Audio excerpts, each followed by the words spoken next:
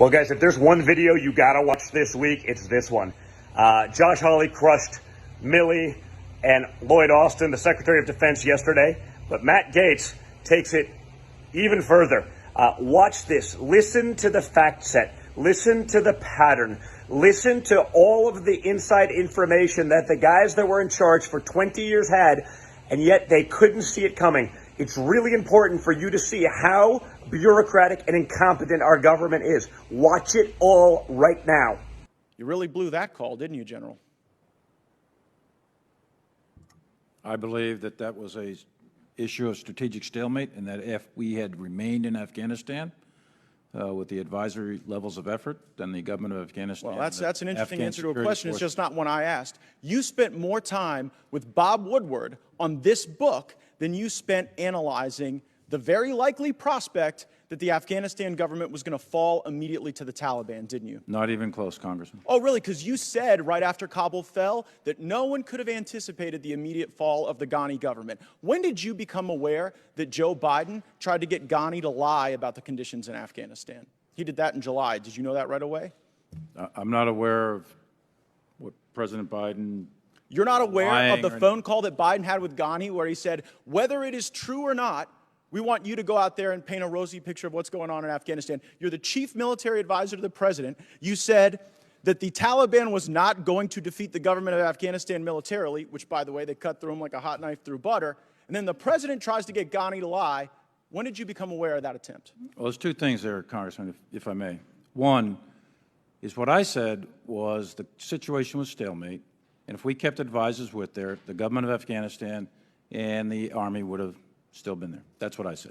Whether that's right or wrong, I don't know. But it seems wrong now with well, the Taliban in we control. withdrew all the advice. Secretary Austin, are you capable of assessing whether another has the will to fight?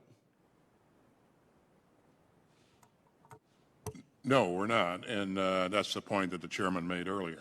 So. That's just like an incredibly disappointing thing for the Secretary of Defense to simply say, I can't assess whether someone has the will to fight, but it is consistent with your record. I mean, during the Obama administration, I think they gave you about $48 million to go train up some folks in Syria to go take on the Assad government, and I think your testimony was that only 4 or 5 survived first contact with the enemy.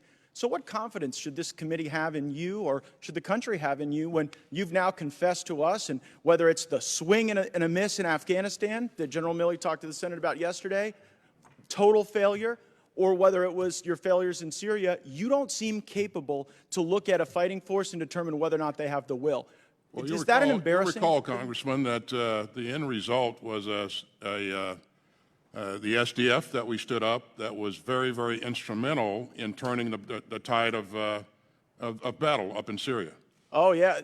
Turned it so much. You've got Assad in power in Syria. You've got the Taliban in power in Afghanistan. I mean, where have you been? The focus was ISIS, Congressman, and those forces had significant effect on the ISIS network. It just seems like you're chronically bad at this, and you have admitted that, I guess, which is to your credit. But you know, when people in the military, like Lieutenant Colonel Stuart Scheller, stand up and demand accountability, when they say that you all screwed up, when they point out that General Milley's statement that that the government of Afghanistan is not going to get defeated by the Taliban, well, he ends up in the brig, and you all end up in front of us, and your former employer Raytheon ends up with a lot of money, and we have poured cash and blood and credibility into a Ghani government that was a mirage. It fell immediately, and while the guy sitting next to you was off, talking to Phil Rucker and was off doing his thing with Bob Woodward, we were buying into the big lie. The big lie that this was ever going to be successful and that we could ever rely on the Afghanistan government for anything at all. You know, General Milley, you kind of gave up the game earlier when you said you wanted to address elements of your personal conduct that were in question. We're not questioning your personal conduct. We're questioning in your official capacity going and undermining the chain of command, which is obviously what you did. You've created this whole chain of undermine the chain of command in yeah, any manner, you did. shape, or form. You absolutely did. And it did not. Well, you know what? You said yesterday that you weren't going to resign when senators asked you this question. And I believe that you guys probably won't resign. You seem to be very happy failing up over there.